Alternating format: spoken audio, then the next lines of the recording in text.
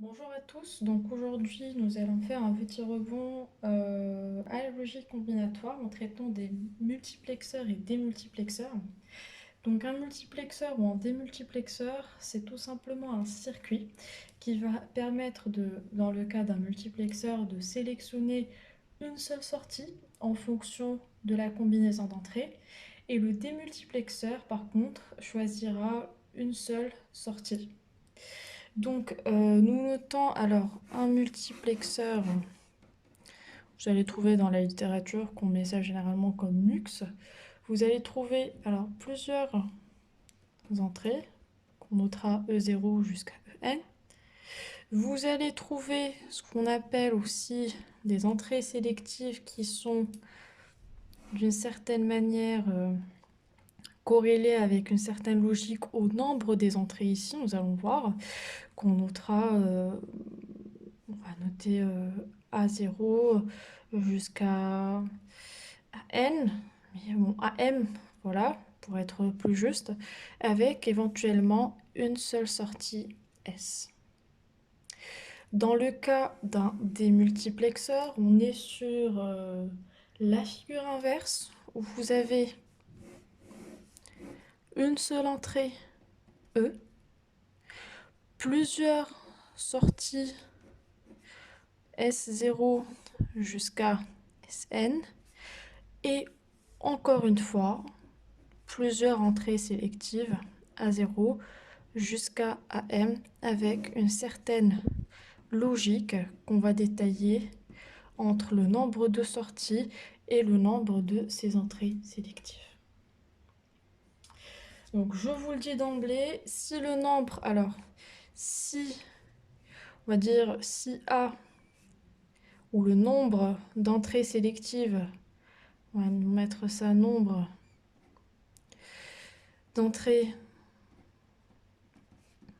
sélectives A égale à 4, le nombre d'entrées, c'est-à-dire de E0 jusqu'à En, égale à 2 puissance 4, donc 16. J'imagine que vous avez un peu compris la logique. Le nombre d'entrées, c'est-à-dire de E0 jusqu'à En, ou tout simplement mon N, égale à 2 puissance mon M. Pareil, si vous avez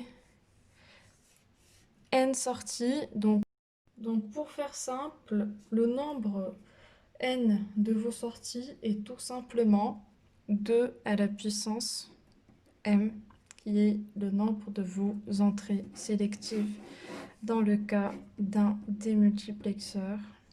Et ceci est la règle pour un multiplexeur. C'est un peu la même logique. Voilà.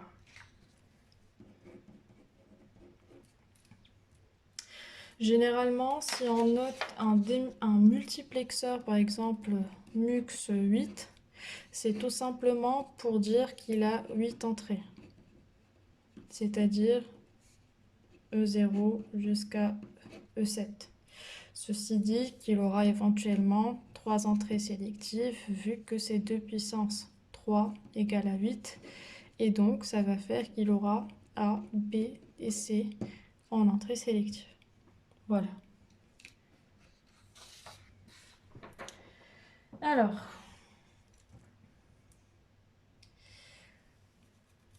comment retrouve-t-on ou comment fonctionne un multiplexeur? Donc, vous avez un MUX, on va dire un MUX 4. Ceci dit qu'il aura 4 entrées, E0, E1, E2, E3, et une seule sortie. Voilà. Ceci dit aussi qu'il aura 2 entrées sélectives qu'on notera A et B. Comment fonctionne ce circuit logique? Très très simple. J'ai 4 entrées avec une notation qui est, on peut considérer ça de la base 10. Si je souhaite écrire 0 en base 2, c'est tout simplement 0, 0. 1 en base 2, c'est la combinaison 0, 1. 2 en base 2, c'est tout simplement 0. Et 3, tout ça en base 10. Et tout simplement 11 en base 2.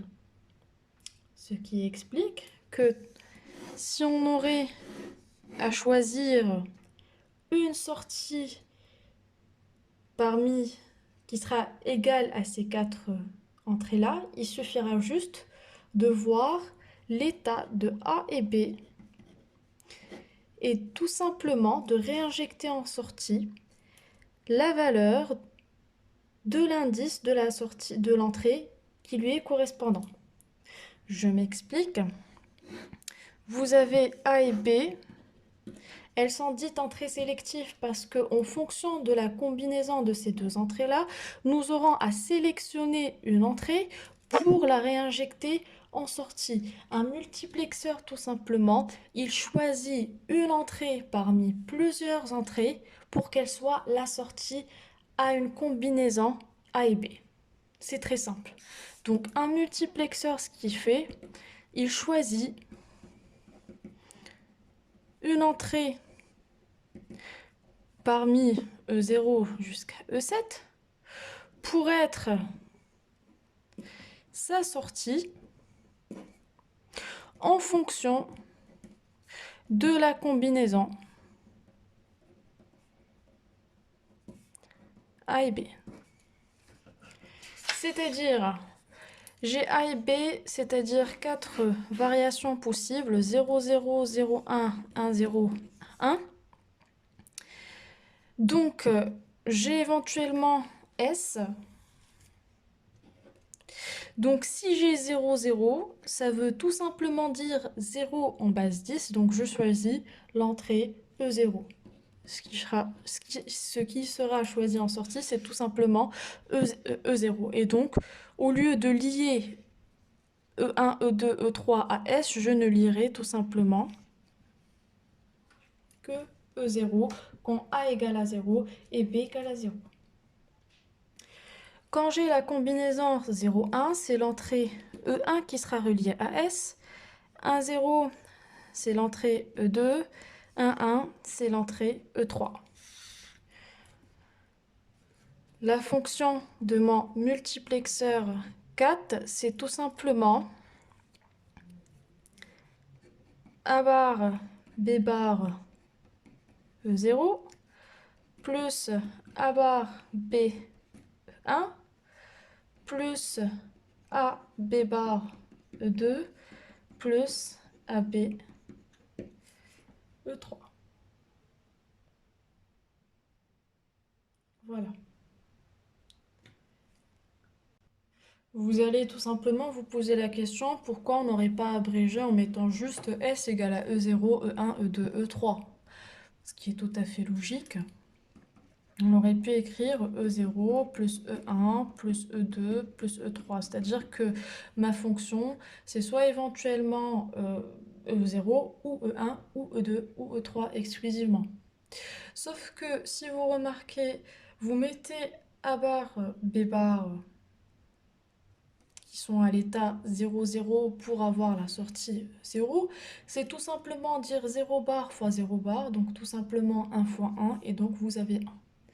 C'est tout simplement dire que cette combinaison-là fait intervenir les trois entrées A, B et EI, et celle-là ne prend en considération que les EI. Et mieux vaut avoir celle-là. Pareil, vous pouvez vérifier par vous-même que les deux sont équivalentes, partant du fait que A bar c'est tout simplement 1, B est tout simplement égal à 1, donc 1 fois 1, vous aurez toujours cette combinaison qui est égale à 1, donc on aura toujours directement la valeur de l'entrée EI. Voilà. Alors, dans le cas inverse, nous traitons des démultiplexeurs. Le schéma est assez simple. Vous avez une entrée, vous avez autant de sorties que vous souhaitez. Nous allons traiter ici du cas démux 1 vers 4, c'est-à-dire une entrée pour 4 sorties. Vous aurez S0, S1, S2 et S3. Vous aurez éventuellement A et B. La logique est toujours présente.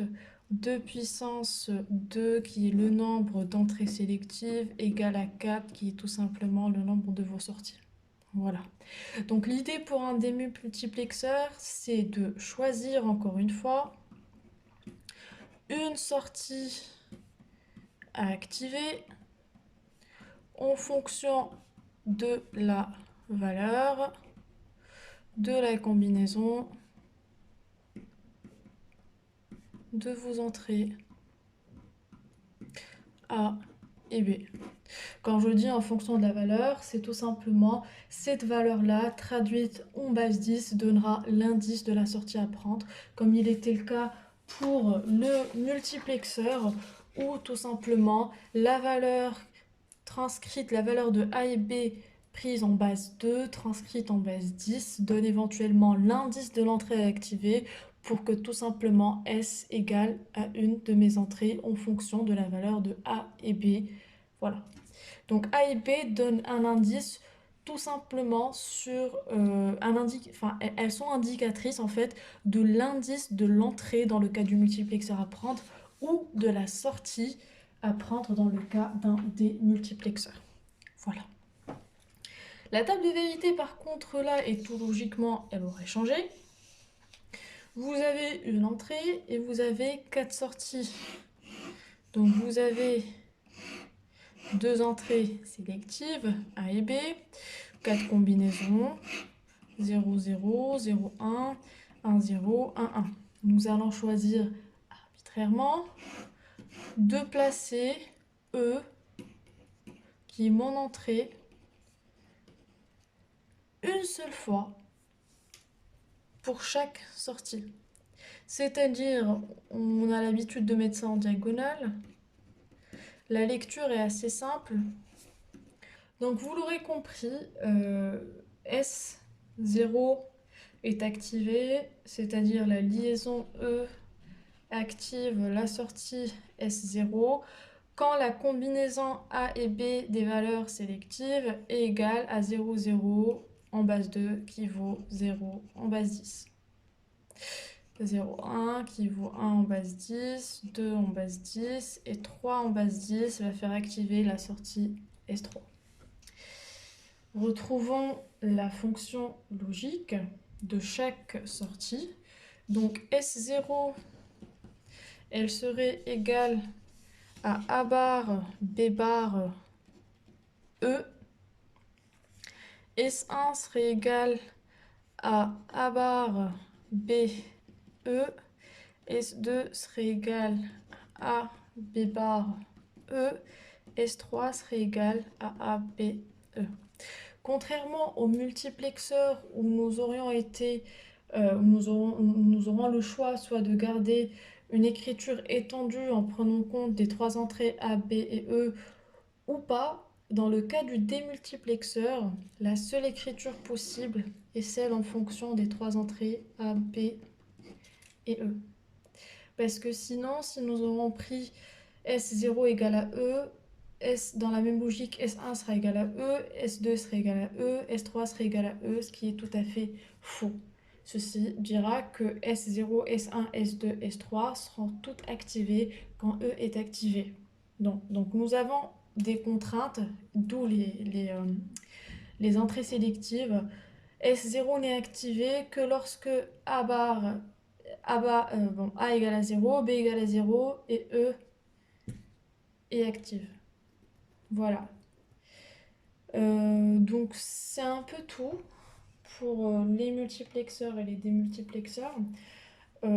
C'est la logique derrière, assez simple. Un choix d'une entrée dans le cas des multiplexeurs pour s'activer en sortie en fonction de la valeur des entrées sélectives qui indiqueront l'entrée à choisir. Dans le cas des démultiplexeurs, nous faisons l'action inverse. La sélection AB permet de définir quelle sera la sortie à choisir en fonction de la valeur de l'indice en base 10. Voilà, ceci permettra de vous débloquer sur l'exercice 5 et 6 de cette série-là. La correction des exercices serait disponible en format vidéo éventuellement vendredi. Bon, pas de tableau. Problème de livraison Amazon. Je m'en doutais, mais j'espère qu'on l'aura d'ici la fin de semaine. C'est beaucoup plus pratique, j'imagine. Et puis, je pense annoncer encore une fois une partie du cours pour que vous puissiez prendre un peu de l'avance samedi, dimanche pour ceux qui souhaiteraient travailler sur ça. Voilà, donc vendredi, correction des exercices, puis avancer un peu sur une partie du cours qui sera aussi disponible en format vidéo. Sur ce, je vous donne rendez-vous vendredi et surtout restez en bonne santé. Au revoir.